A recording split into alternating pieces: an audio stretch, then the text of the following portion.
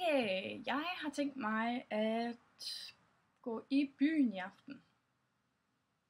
Jeg havde egentlig lidt overvejet at lege lidt med, at jeg havde brune øjne i dag, og så ja, lægge sådan en lidt sjov makeup. Og så må vi se, hvordan det går. Jeg har allerede lagt min foundation til når jeg skal i byen, så det her det er min foundation rutine til når jeg går i byen. Og så har jeg så fyldt mine øjenbryn ud med noget farve. Jeg har egentlig bare brugt hvad det hedder, en spoolie, eller sådan en piberenser, eller hvad fanden det hedder, til at rette på dem, og så bagefter så brugte jeg en eyebrow pencil fra MAC, som hedder Lingering, som jeg elsker den. Den er så lækker. Den er så nem at bruge. Jeg elsker den. Så bagefter så har jeg brugt til at holde mine øjenbryn altså lidt dumme i det. Så de kan nogle gange godt beslutte sig for, at de gider ikke blive der, hvor jeg har besluttet, de skal være. Så jeg bruger MAC Brow Set. Den var engang gennemsigtig, men eftersom at jeg farver min bryn, og så putter den her på direkte bagefter, så kan der ikke undgå andet, end at lidt af farven kommer her i. Så det ser lidt klam ud, men det er den ikke. Så. Nå, men til at starte med, så vil jeg i hvert fald begynde med en base, så jeg ved, at min makeup den holder hele aften. Og den umiddelbare base, som jeg har tænkt mig at bruge, det er MAC Paint i Bare Canvas. Jeg er super glad for dem her. De er vandfaste, du kan også få dem i en del andre farver. Men jeg bruger simpelthen dem her som min base, også fordi at så, som den siger, you got a bare canvas. Okay. Nå. Og jeg tager dem simpelthen på med fingrene. Der er mange, som der lægger dem på med en pensel, men det gør jeg ikke, fordi jeg kan lige så godt lægge dem på med mine fingre. Så det jeg gør, det er simpelthen at skubbe en lille smule ud der. Kan man se det? Og tager det. Og så simpelthen bare duer. Lige så stille og roligt. Tager den hele vejen op til brynet. Og den her, den er lidt lysere end min hudfarve lige pt. Så den bruger jeg egentlig også som min highlighter. Sådan at jeg kan ikke selv fordrage, når det er, at man bare putter den der hvide highlighter. Sådan det bare tænker, wow. Highlighter. Og jeg tager den også helt ind i øjenkrogen. En pensel fra MAC er en 252. Du kan også få den i en 242. Så er den lige lidt mindre, men den er ikke ren. Så det er simpelthen så nemt. Og så tager jeg min Sleek Palette i farven Acid. Den ser sådan her ud.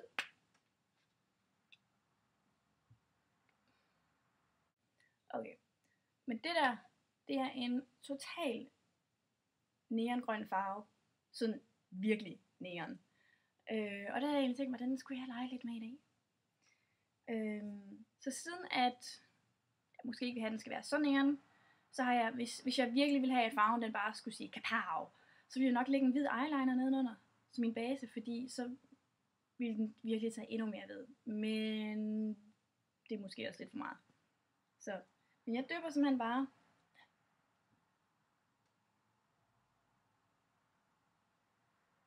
sådan der.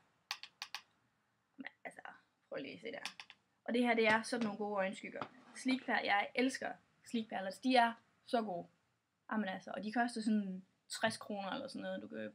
Jeg putter et link ned til den hjemmeside, hvor man kan få dem. Jeg har købt dem dengang jeg var i England, men du kan også få dem over internettet.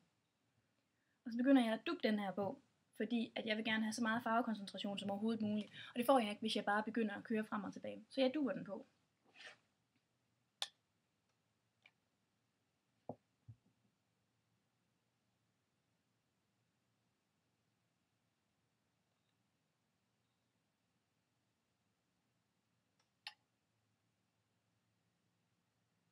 Og jeg går kun lige op til globelinjen. Altså jeg lægger den kun på selve mit øjenlåg.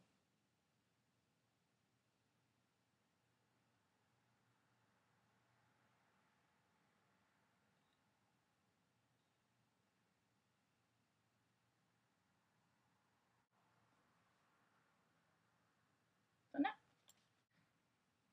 Nu er den blendet godt ud. Når jeg blender det ud med sådan en børste her, så vender jeg egentlig bare børsten sådan her. kører frem og tilbage. Vender den på siden, kan man sige det? Og så bare lige så stille frem og tilbage. Jeg kan rigtig godt lide at definere min globelinje, og den farve jeg bruger til det, det er min MAC øjenskygge i farven Soft Brown. Det er en udgået farve, og jeg fik den selv fra internettet. Men Cork mener jeg minder også rigtig meget om, og det er ikke en udgået farve, den har de nede ved MAC, og den er også mat. Mener jeg. Anyways, der er rigtig mange farver, som der minder om. Det er egentlig bare en ganske almindelig. Jamen, den er også mega lys. Den er mørkere end det her, end hvad I kan se i hvert fald. Det er sådan lidt en mellembrun. Anyways, så tager jeg en 224, døber bare lige ned her oveni, sådan at det kun lige er på spidsen. Ikke noget med ned langs siden eller noget som helst. Og så lægger jeg den, så tager jeg simpelthen herind i min globelinje, og bare lige så stille og roligt begynder udefra og kører den ind. Fordi at det her det er en lidt varm farve, og den grønne farve vi bruger, den er sådan lidt kold i det, så vil de passe rigtig godt sammen. Så vil den også lige varme lukket lidt op, sådan at jeg ikke ser fuldstændig kold og afstumpet ud. Jeg kan personligt rigtig godt lide den der dybde, som Soft Brown eller Cork giver fra MAC. Ellers så bare en almindelig mat farve. Bare sørg for, at det er en mat farve, og den er brun, og den er nogenlunde varm i det. Ikke alt for mørk. Så er det altså også en rigtig god overgangsfarve. Den skal bare være mat. Jeg kunne egentlig godt tænke mig noget lidt lysreflekterende inde i øjendråbeområdet. Sådan at jeg ikke ser så mørk ud derinde. Ikke at jeg egentlig ser sådan super mørk ud, men jeg kan bare godt lide, at der er lyst inde i min øjenkrog. Så det jeg bruger der, jeg bruger simpelthen Shell Cream Color Base fra MAC.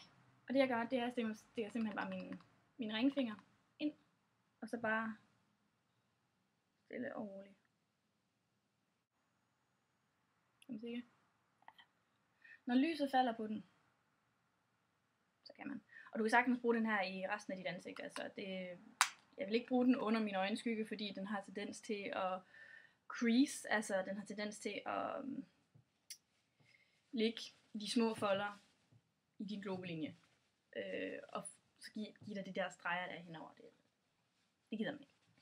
Og så vil jeg egentlig smække en sort flydende eyeliner på, fordi det er jeg rigtig stor fan af, når jeg skal i byen. Jeg elsker sort eyeliner. Jeg synes, det kan redde et hvert look. Og den jeg bruger, det er Gosh eyeliner pen. Og den, jeg tror den koster, jeg kan ikke rigtig huske, hvad den koster. Jeg tror den ligger mellem 60 og 80 kroner. Og den holder i røv lang tid. Den holder i virkelig lang tid. Altså mine holder mindst et år ad gangen, så lidt bruger man af dem. Og det gode er, det er, at den er vandbaseret. Den ryger ikke af, hvis du giver det til at tude, men til gengæld, hvis du laver en upser, eller hvis du kommer til at fuck op, så kan du rette det med en vatpind, bare med vand på. Så det synes jeg er super lækkert, og så er det en rigtig god sort farve, og den er til at have med at gøre. Så det er helt sikkert en, at jeg vil anbefale. Nå, men jeg smutter lige et øjeblik og lægger min eyeliner, fordi det kan jeg altså ikke finde ud af at gøre on screen. Jeg har næsten ikke engang tænkt mig at prøve. Og så lægger jeg et lag mascara, og så er den vist ikke længere end det. Så kommer jeg tilbage. Så har jeg fået smækket noget eyeliner på og noget mascara. Den mascara, jeg har brugt, det er The Finalize af Maybelline. Det er en, jeg er i gang med at prøve. Den giver ingen volumen whatsoever, men den giver masser af længde. Og så smed jeg noget L'Oreal Voluminous Carbon Black ovenpå, for at få den der volumen, fordi den her, den nærmest klumper. Jeg er rigtig glad for den. Den er bare ikke så god om sommeren, for den har tendens til sådan at smelte i løbet af en aften. Ja. Men de to sammen, de giver et okay resultat, synes jeg. Jeg vil godt tænke mig at få lidt skygge dernede også, så jeg bruger en Chanel nummer 3 børste. Det er bare en, det er ikke engang en, jeg selv har købt, men den er rigtig lækker og blød, så den er klart anbefalingsværdig. Og så bare helt ind under og frem og tilbage. Yes. Og nu hvor jeg er så godt i gang med øjnene, så vil jeg egentlig gerne have, at resten af min makeup, den er sådan nogenlunde naturlig.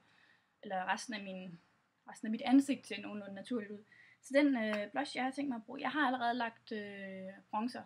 Det har jeg simpelthen lagt med en Filafé brush. Og den bronzer, jeg har brugt, det er egentlig ikke engang en rigtig bronzer. Det er bare en mørkere puder, end den jeg bruger. Samme linje, samme mærke. Bare et nummer eller 2 mørkere, som jeg bruger. Det er sådan det. Og jeg døber den simpelthen bare ned i. Tap, tap, tap. Og så det, som der sådan er på min børste, den putter jeg ned i låget, sådan her, sådan at det virkelig kommer op i selve hårene. Og så ligger jeg den simpelthen bare der hvor solen ville falde på min kindben, så jeg får at blande det rigtig godt ud, ned i næsen, hen over min, hvad hedder det her? Hvad er det her, det hedder? Det her område. Det har jeg glemt. Det ved jeg simpelthen ikke, hvad det hedder. Ned over næsen, på hagen, og så for at fake, at jeg faktisk har en kæbe, så tager jeg lige lidt mere. Sådan der. Og ned under. Der vil jeg bruge MAC Warmth of Coral Mineralized Blush. Og det her, det er den kom ud med Semi Precious kollektionen fra MAC. Og det er simpelthen også igen sådan en stippling brush, jeg har. Den er lige lidt snavset, fordi det, ja. Så der kører jeg den bare rundt. Og så ligger den på mine æbler. Mine æblekinder. På æblet på min kind. Det kan man finde ved at smile, og så lad være med at lægge den her. Lige midt på. Ikke der. Jeg skal lige lægge den lidt herude. Og siden at jeg åbenbart er et 80'er barn, så kan jeg godt lide at tage min herud. Også fordi så ser det ud som om, at jeg har lidt kindben. Og så vil jeg egentlig gerne have lidt highlight. Så jeg bruger egentlig den highlighter, som jeg har puttet i min indre øjenkrog. Det er igen Shell Cream Color Base fra MAC. Og den er nemlig sådan lidt hudtonet i det, så den kommer ikke til at se sådan voldsom ud på nogen måde. Og så bruger jeg simpelthen en angle brush. Det her, det er en, jeg har købt over internettet. Og den dypper jeg så ned i, og lægger på det højeste sted på min kindben.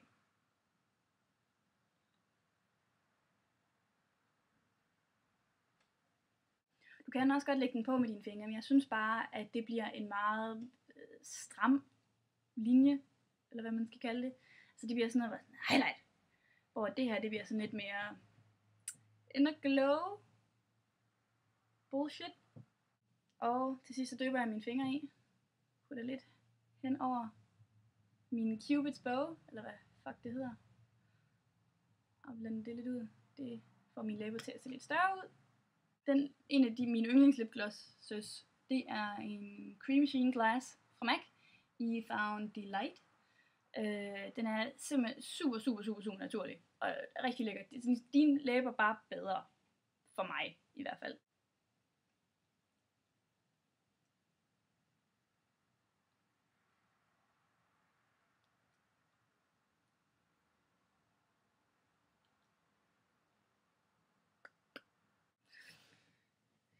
Præcis. Jeg håber, I har fået noget ud af det her.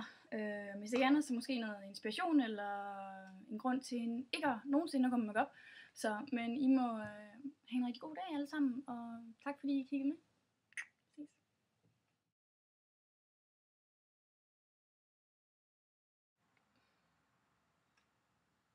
Præcis. Jeg kan ikke forstå, hvorfor den der hjælper det at gøre sådan her.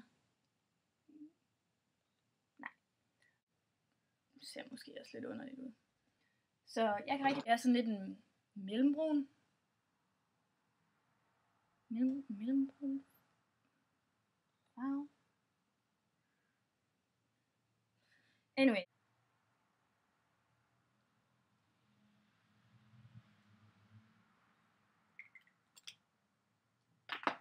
Really?